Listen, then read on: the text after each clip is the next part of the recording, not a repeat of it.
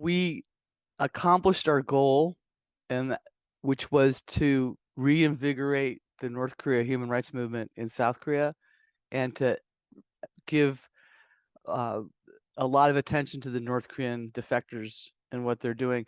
And it's really significant to note that it was the North Korean defector NGO leaders that were the main organizers of North Korea Freedom Week, along with South Korean human rights activists.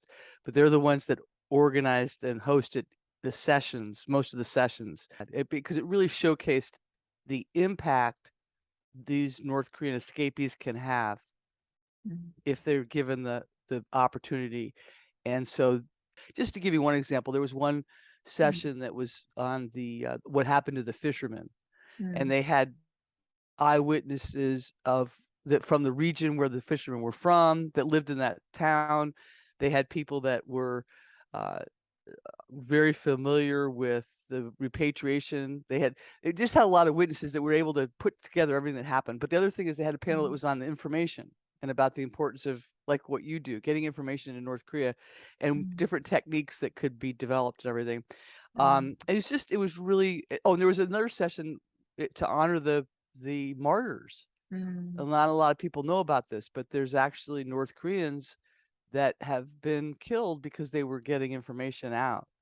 And there Oh, was a ceremony to remember those martyrs, and they're just evidence and an indication that there's people inside the regime that are willing to work against it if they had the support they needed.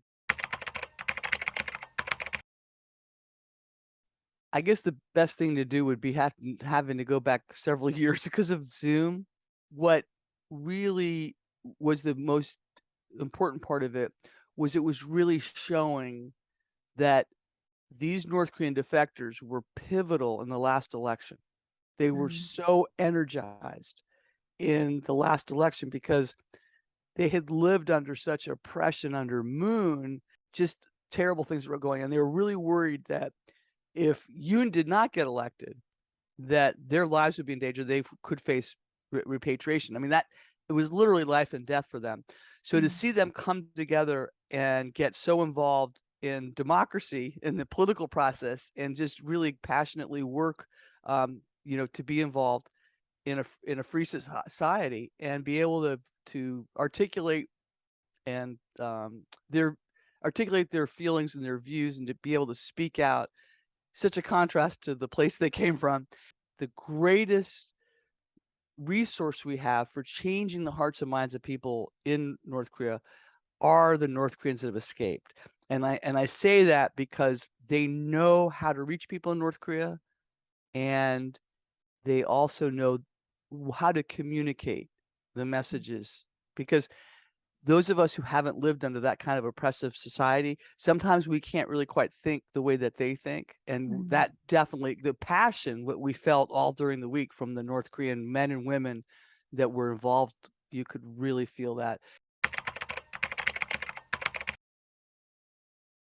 My hope is that it would be overturned in the courts because it is unconstitutional. It's really sad to see South Koreans divided on North Korea human rights and the people in the assembly being opposed to North Korea human rights. It's really hard for us to understand because in the United States of America, Democrats, Republicans are united Mm, on the importance of North Korea human rights. One of the things we're sending in right now is messages from members of Congress to the people of oh, North Korea that we had broadcast on Free North Korea Radio, just sharing their hopes and dreams to the people of North Korea. mm, And we're actually sending those flash drives in with the messages, and it's got like I mentioned, Democrats and Republicans just united and concerns about what's happening in North Korea because we're hearing it's very disturbing to hear that things may be as bad as they were during the Artist March.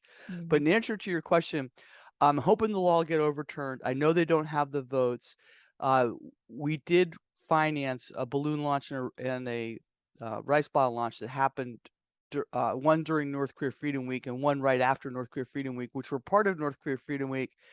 The people that did the launch, both of them were investigated, but they were released. I feel like the Yoon government has a lot of sympathy for this cause, mm, but again, it's against the law. were encouraging us at the beginning of North Korea Freedom Week not to do a balloon launch, not to do a rice bomb launch.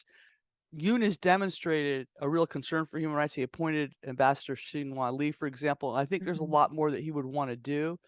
And the defectors tell me that after North Korea Freedom Week concluded, they had a great meeting with the Yoon administration that did express their real admiration for what they saw during North Korea Freedom Week. So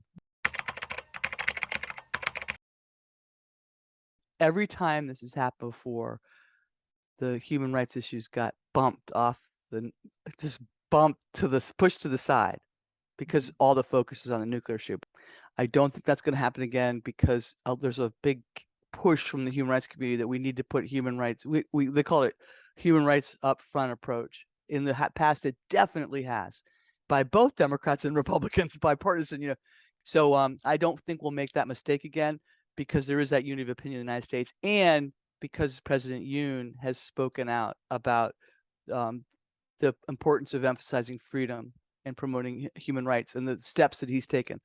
They did a statistic, Korean Institute for Defense Analysis, whatever, they did a analysis, and they determined that for the amount of money that they'd spent on the nuclear program, they could completely take care of the hunger problem for 4 years. And we need to start talking about and articulating that to people in North Korea.